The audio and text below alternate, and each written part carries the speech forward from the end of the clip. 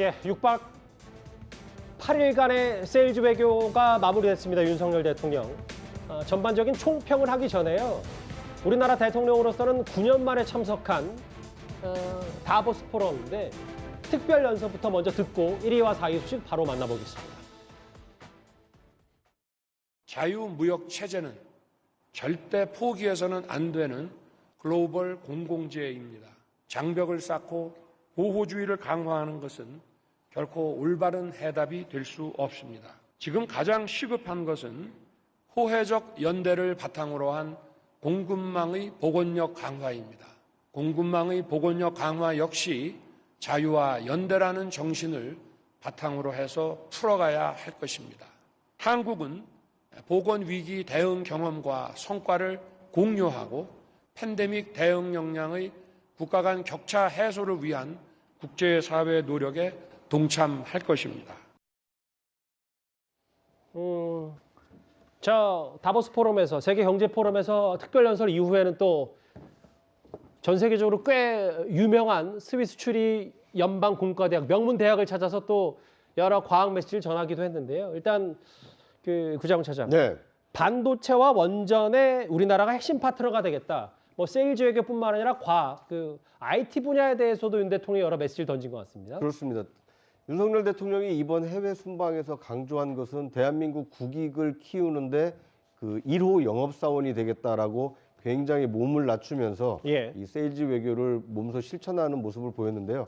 특히 다보스 포럼에서 저 특별 연설에서 말씀하신 내용 중에 주목할 만한 것은 공급망의 복원력 강화입니다. 코로나 팬데믹 이후에 지금 전 세계 공급망이 붕괴돼서 다시 지금 공급망이 재편되고 있는 과정에 대한민국이 상당히 주도적인 역할을 하겠다 이런 의지를 피력을 했는데요. 특히 그 가운데 대한민국이 강점을 가지고 있는 반도체 그리고 원전 여기에서 언급은 안 했습니다만 이 방산과 에너지 분야에서도 대한민국의 그 역량을 발휘를 해서 전 세계가 공급망을 회복하는 데 있어서 대한민국이 주도적인 역할을 하겠다 이런 의지를 피력한 것으로 해석할 수 있을 것 같습니다. 이게 조금씩 좀 더 스위스 현장 분위기를 살펴보겠습니다. 윤석열 대통령 부부가 스위스에서 앵콜을 외친 사연이 있습니다. 바로 화면 만나볼까요?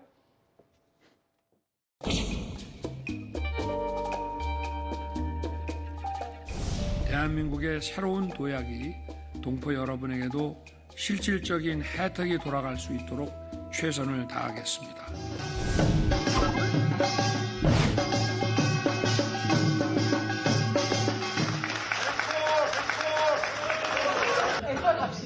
갑시다.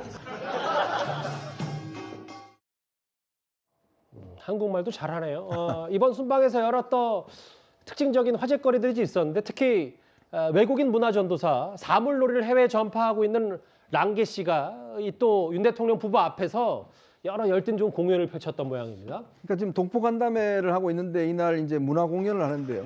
핸드리케 랑케 씨라고 이분이 스위스 분입니다. 근데 우리나라 이 사물놀이에 반해서 우리나라를 유학을 와서 장구나 저 꽹과리를 직접 배워서 가서 저렇게 스위스 분들하고 함께 이 사물놀이 팀을 만든 거예요.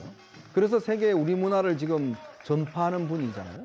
그래서 이 대통령 부부 앞에서 이제 그날 동포 간담회에서 공연을 한 겁니다. 그래서 대통령이 앙코르 이야기를 하고 하니까 랑케 씨가 앙코르 갑시다 해서 또 이제 앙코르를 하는 거죠. 그러니까 어떤 이 우리나라 문화가 정말 세계인들의 어떤 이 문화선을 함께 타고 있다라는 측면이 있는 거거든요. 왜냐하면 진짜 우리나라하고는 아무 상관이 없지 않습니까? 스위스는. 근데 스위스의 저 청년이 저 사물놀이에 반해서 우리나라 유학까지 왔고 여기서 배워가서 지금 스위스로 돌아가서 사물놀이 팀을 만들어서 저렇게 우리 동포 간담회에서 연주를 한다? 이게 참 상상할 수 없는 일이 벌어진 거 아니겠습니까? 그만큼 우리 문화의 어떤 보편성, 우수성 이런 것들을 저 장에서 느꼈던 대통령도 앙코르라고 이야기했지 않나 싶습니다.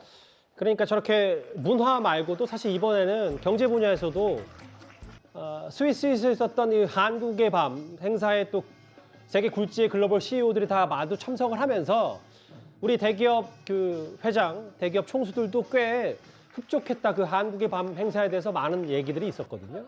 조금씩 더 본론으로 가보겠습니다. 박성 비서관님, 이번 윤 대통령의 세일즈 외교 순방 효과가 좀 작지 않아서 아랍에미리트 찾았을 때는 투자 약속, 300억 달러, 약 대략 37조 원을 받아냈고 스위스에서도 여러 성과들이 좀 있었다.